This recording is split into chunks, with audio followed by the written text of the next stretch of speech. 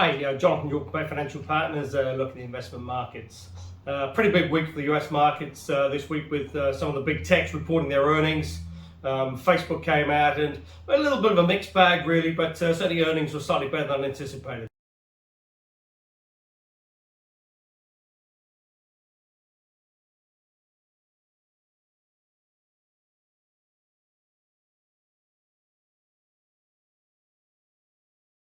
We've also seen Tesla as well, the latest company to pass that market capitalization of $1 trillion.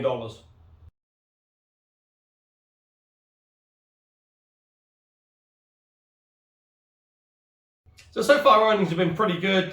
Most of the companies reporting have been reporting slightly better than anticipated. But I said that's mainly a result of the fact that, over the previous 2 to 3 months, performance had been a little bit weaker, a bit of inflation, market wasn't quite as strong, and some of the earnings have actually been downgraded.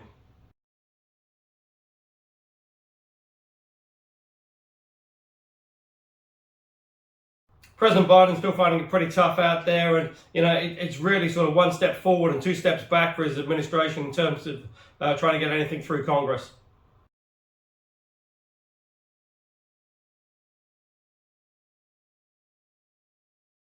Which is surprising as they have the majority in both houses.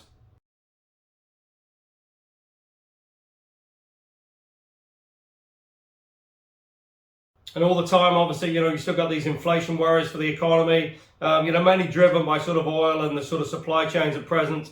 Oil ticking up close to $85 a barrel now in WTI.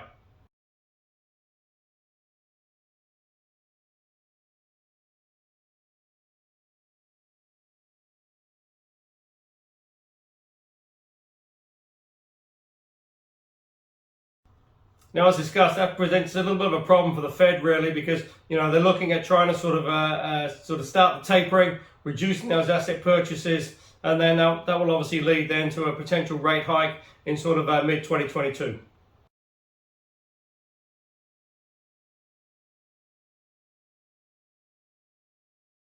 Now, obviously, the next big test for the US market will be the unemployment data at the end of next week. That'll just be very interesting to see how that comes through, because certainly last month was a little bit weaker than anticipated.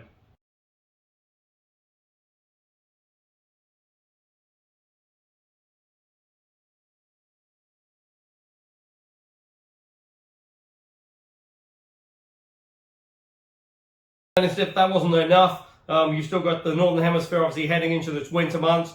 You've still got COVID out there, and it's just going to be very interesting to see how this plays through over December, January, and February.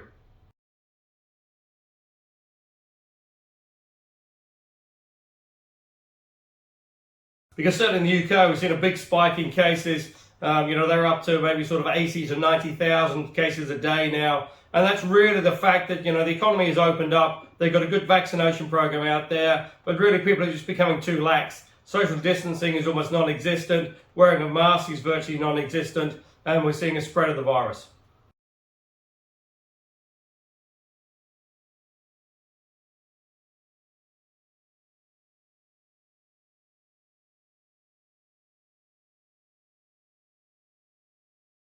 So far, that hasn't overrun the health system, but certainly hospitalizations are creeping up a little bit.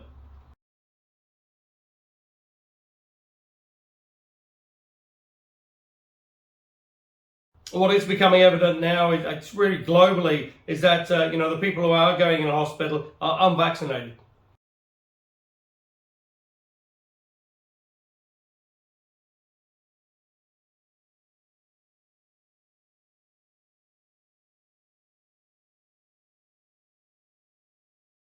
Hence the drive from authorities to get as many people vaccinated as possible.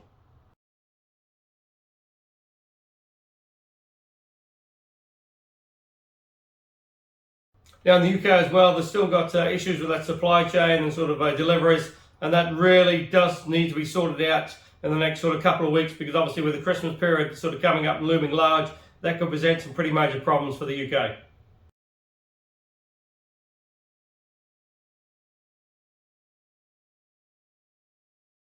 Now in Australia, as they're reaching those milestones with vaccination levels, more and more of economies are reopening in New South Wales and Victoria. Yes, you are seeing a sort of still quite a high number of cases, but that's starting to sort of wane a little bit as you're starting to see obviously the vaccination levels creeping up. But more importantly, the health system is coping just about with the hospitalizations coming through from COVID.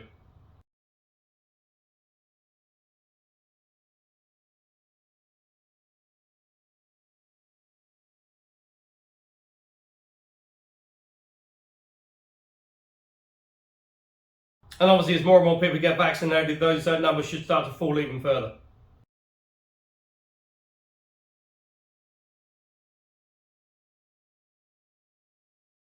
And also quite an interesting situation. China is really in need of quite a bit more coal to prevent a pretty major power crisis.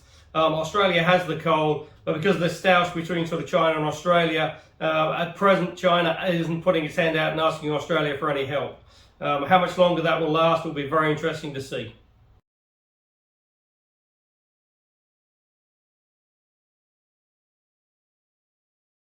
But as that economy in Australia from New South Wales and Victoria does start to open, certainly the overall Australian economy does look in pretty good shape for the next sort of 6 to 9 months.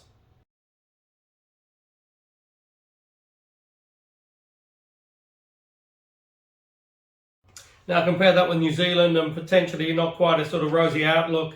Certainly vaccination levels are creeping up a little bit. The government has set this sort of 90% double vaccine target now before Auckland comes out of its lockdown.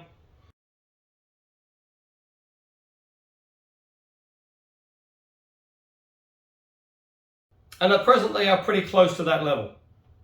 Potentially sort of early December should see all of Auckland with the 90% double vaccinations.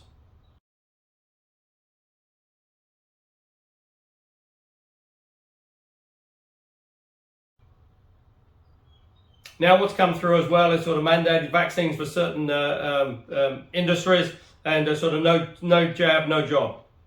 Now that's obviously sort of frontline workers, sort of health workers, hospitality, gym.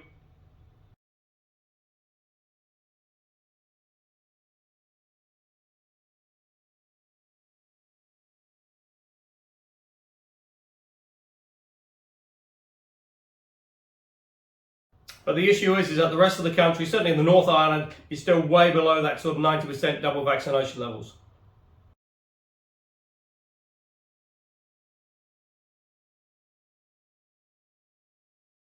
So at present, the New Zealand economy is more sort of ambling along really and sort of really needing some clear direction because you've got a Reserve Bank that's looking to increase interest rates as inflation starts to creep up.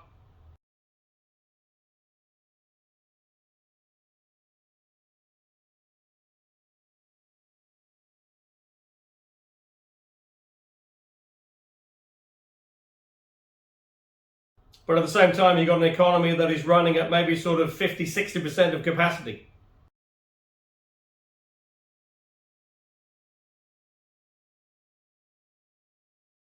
And the longer that goes on, obviously, the weaker the economy becomes, and then it becomes potentially harder for the Reserve Bank to increase interest rates, despite their mandate on inflation.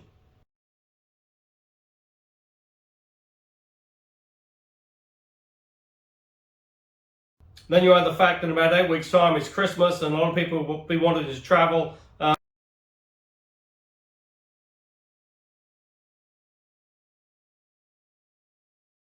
Because certainly at present, if you're not careful, it'll be very hard to keep COVID contained to Auckland. And once it gets out past that sort of border, which you've seen a little bit of a breach recently with cases in the Waikato. But if he does see a much wider spread, then that really would be pretty damaging for the New Zealand economy.